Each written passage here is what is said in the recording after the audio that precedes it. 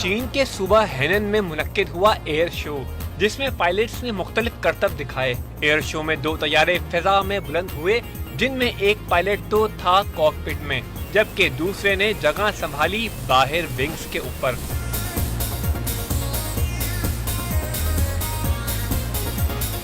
Wings के बीच में बैठे माहिर पायलट ने इंतहाई बुलंदी पर ऐसे करतब दिखाए कि लोगों के दिल हिल गए।